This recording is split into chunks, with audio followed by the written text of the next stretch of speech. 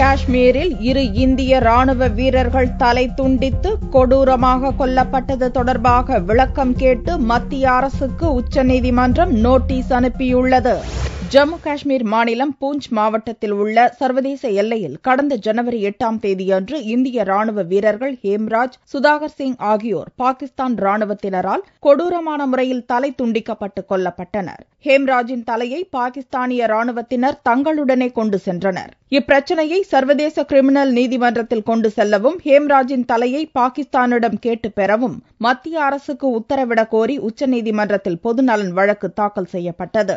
இம்மனு திங்களன்று நீதிபதிகள் B. Sadasivam, J S. Khehar ஆகியோர் முன்னிலையில் விசாரணைக்கு வந்தது. இந்த விவகாரத்தில் மத்திய அரசு இதுவரை என்ன நடவடிக்கை எடுத்துள்ளது என்று கேள்வி எழுப்பிய நீதிபதிகள், இப்பிரச்சினையை சர்வதேச நீதிமன்றத்துக்கு இந்தியா கொண்டு செல்லுமா என்பது குறித்து 4 வாரத்துக்குள் பதிலளிக்க வேண்டுமென மத்திய அரசுக்கு நோட்டீஸ் அனுப்பவும் உத்தரவிட்டனர். கார்கில் போரின் போது இந்திய ராணுவ அதிகாரி கேப்டன் சௌரப் காலியா பாகிஸ்தானால் சிறைப்பிடிக்கப்பட்டு தலை துண்டிக்கப்பட்டார். அப்பிரச்சினையை சர்வதேச நீதிமன்றத்துக்கு கொண்டு செல்ல வேண்டுமென அவரது தந்தை தொடர்ந்த வழக்கை இப்போதைய வழக்குடன் சேர்த்து விசாரிக்கவும் நீதிபதிகள் முடிவு செய்துள்ளனர்.